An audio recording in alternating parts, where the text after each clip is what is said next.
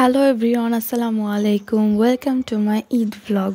তো সকালবেলা ঘুম থেকে উঠে দেখলাম ঈদের সব বাজার চলে আসছে।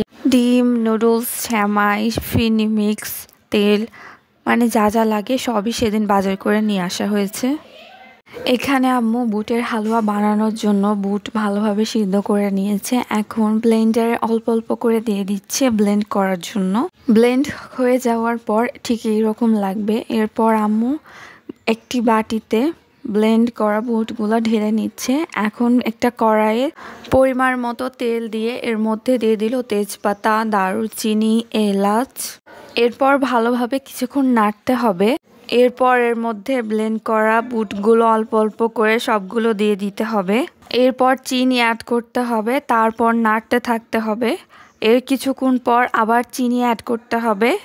একবারই সব চিনি অ্যাড করা যাবে না। চিনি অ্যাড করার পর হালুয়াটা আস্তে আস্তে এরকম পাতলা হয়ে যাবে।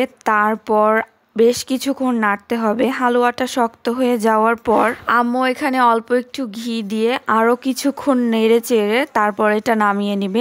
হালুয়াটা প্লেটে দেওয়ার আগে আম্মু প্লেটে একটু ঘি মাখিয়ে নিল। এরপর ভালোভাবে হাত দিয়ে চেপে চেপে সব হালুয়াই প্লেটে ছড়িয়ে নিল।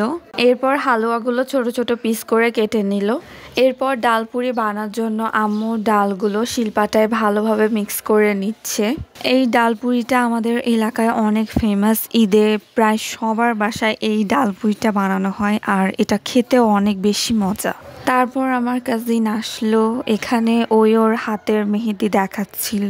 ওর ফ্রেন্ড ওকে মেহেদি দিয়ে দিয়েছে একদম 2 হাত ভর্তি করে, আর কালারটাও অনেক বেশি ডার্ক আসছে।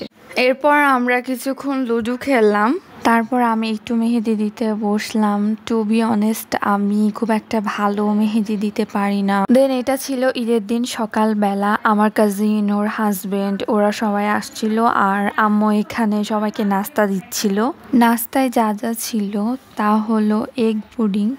এই এগ পুডিংটা এত মজা হয়, আই উইশ আমি আপনাদের সবাইকে খাওয়াতে পারতাম। আর ছিল লাচ্চা সেমাই। এই লাচ্চা সেমাইতে আম্মু একটু চিনি কম দেয়, যার কারণে খেতে বেশি ভালো লাগে।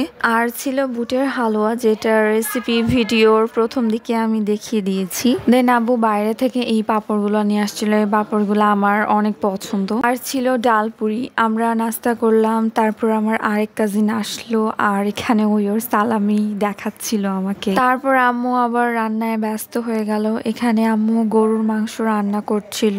তারপর আম্মু মোরগ পোলাও রান্নার জন্য ফার্স্টে চিকেনটা রেডি করে নিচ্ছিল। এখানেই দিয়ে দিল প্রথমে মরিচের গুঁড়া, তারপর জিরা গুঁড়া, হলুদ গুঁড়া, সবকিছু দিয়ে দেওয়ার পর নেড়ে চেড়ে ভালোভাবে মিক্স করে নিতে হবে। আর সব শেষে দিয়ে দিতে হবে বেরেস্তা। বেরেস্তা দিয়ে দেওয়ার পর আবারও ভালোভাবে নেড়ে চেড়ে মিক্স করে নিতে হবে। তারপর আমার রান্না সব শেষ হলো। আমরা দুপুরে খেতে বসলাম। দুপুরের খাবারে ছিল গরুর মাংস, আর ছিল সালাদ। সালাদ আমাদের সবার অনেক বেশি পছন্দ। আর ছিল মোরগ পোলাও, আর ছিল দই। এই দইয়ের টেস্টটাও অনেক বেশি ভালো। তো সব খাবারই অনেক বেশি মজা ছিল। আজকের ভিডিও ছিল এ পর্যন্তই। সবাই ভালো থাকবেন। আল্লাহ হাফেজ।